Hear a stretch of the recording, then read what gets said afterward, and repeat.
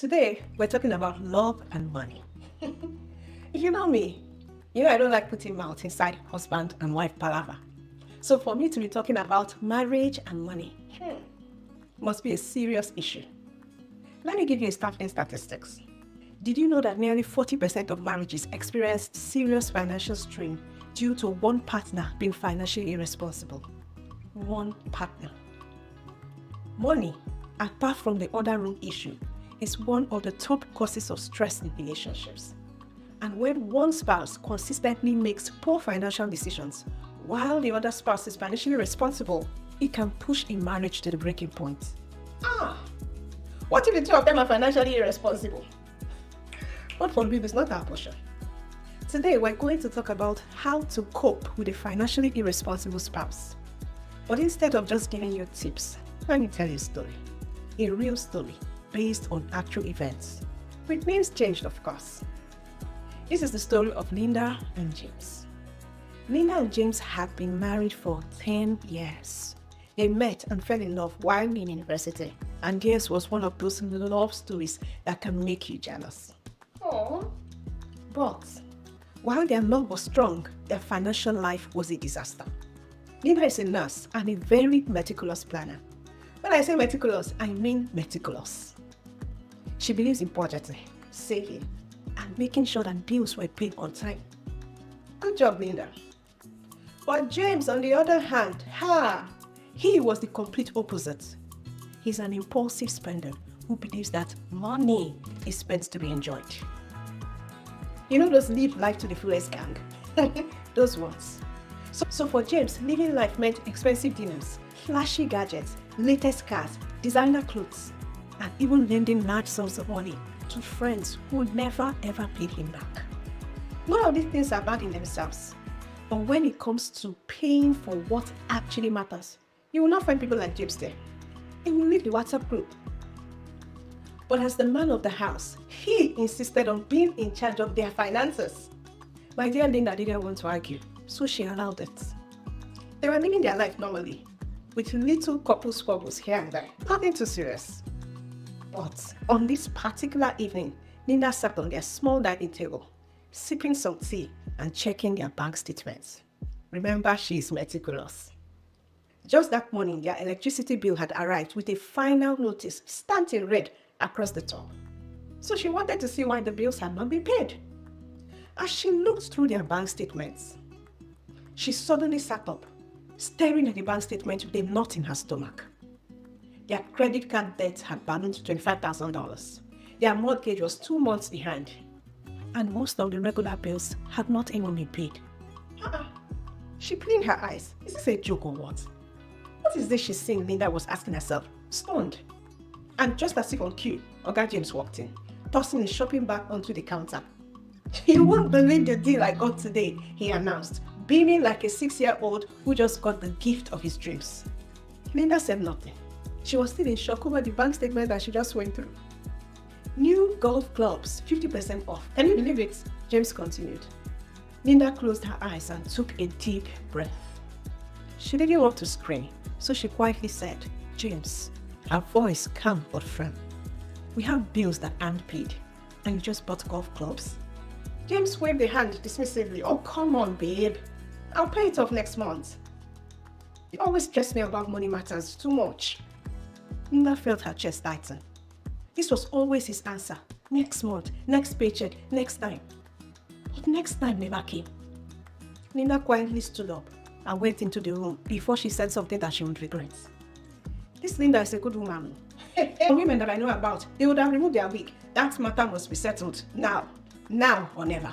But Linda, she's a great woman, really. Anyway, Linda gave him the benefit of the doubt and believed that the bills would be paid the next month. And life went on with Linda hoping that James would actually make the payment as he had promised. She was very worried nonetheless because she knew that if things started falling apart, it would affect her too. This was her husband, so this was her home. But anyway, life was moving on as usual.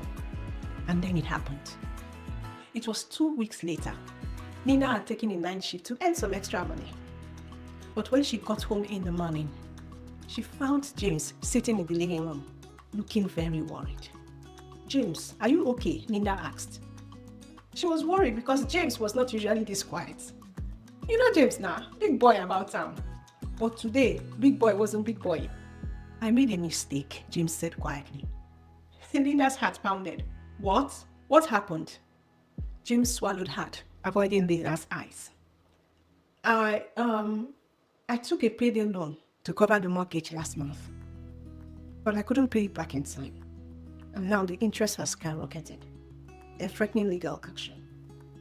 Okay, James is talking quietly today. Linda's legs felt weak. Payday loans? Those had interest rates of over 300%. She took a shaky breath. "James, how much do we owe?" He wouldn't meet her eyes. "About $7,500. Hey! Linda dropped into the nearest chair, her mind racing. Their finances were already stretched to the limit, and now this? "I can fix it," James said hurriedly. "I just need to borrow a little more until my next paycheck." "No!" Linda's voice was sharper than she intended. "No." She stood up, hands trembling. "No more loans. No more reckless spending. This has to stop. It has to stop." Linda quietly left, going to the kitchen to think. She knew she had two choices. One, keep enabling James's habits for the sake of peace. Or two, take control of their situation before they became broke as church rats. The choice wasn't hard to make. That night, she sat James down for the hardest conversation of their marriage. "We need help," she said. "We need financial counseling. We need a plan. Otherwise, we're going to lose everything." James resisted at first. You know the man now. "I don't need a stranger telling me how to handle my money," he argued. James still has mouth to talk. Linda gave him a sad smile. "James, you don't handle our money. You don't handle it at all. You spend it. Let's get help in getting out of the hole that you have dug us into." That hit him hard. Very hard. And for the first time, he saw the pain that his financial irresponsibility had caused. He agreed to go to this counseling.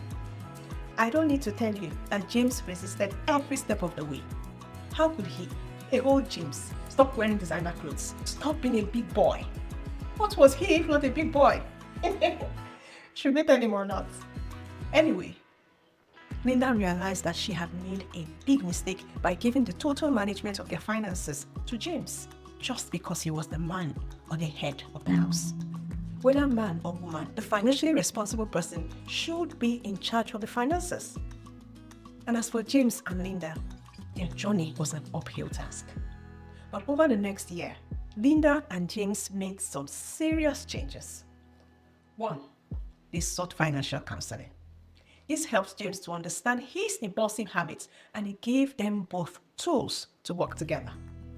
Two, they created a strict budget. James agreed to follow a spending plan after resisting vehemently, and Linda handled all bill payments from then henceforth. Three, they started a small emergency fund. No more payday loans or last-minute borrowing of money. Four, James learned to say no. He stopped lending money to friends who never repaid back. Also known as he stopped being a big boy, dishing out money, free money to people. And five, they prioritized paying off their debt. Slowly but surely, they chipped away at their credit card balance and the payday loan and all the other debts that they had already accumulated. It wasn't easy. It wasn't easy at all.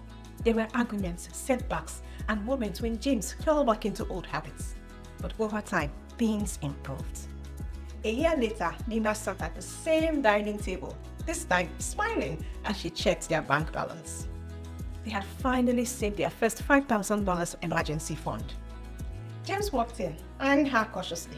"Good news?" he asked. She nodded. "Great news." He grinned.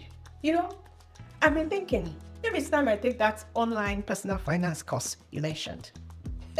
Linda laughed, shaking her head. "Now that's the best purchase that you would make this year." James nodded in agreement, smiling at his ever-sweet Linda. And their marriage that was falling apart finally started to come together. It's not like James changed overnight, but James started to change. And that is all Linda asked for. Now, if you're dealing with a financially irresponsible spouse, whether man or woman, I want you to know one thing. Change is possible. But it requires boundaries, communication, tough decisions, and sometimes even professional help. Don't enable bad habits. Seek outside help if needed. Be patient but firm. Change doesn't happen overnight. And most importantly, remember that your own financial health matters too. You can't pour from an empty cup. If you found this story helpful, tell me in the comments, have you ever struggled with a financially irresponsible partner? How did you handle it? Let's talk about it. Leave your comments below. And I invite you to watch this video next. It addresses some common financial mistakes that you might be making and how to fix them. Take care, and I'll see you in the next one.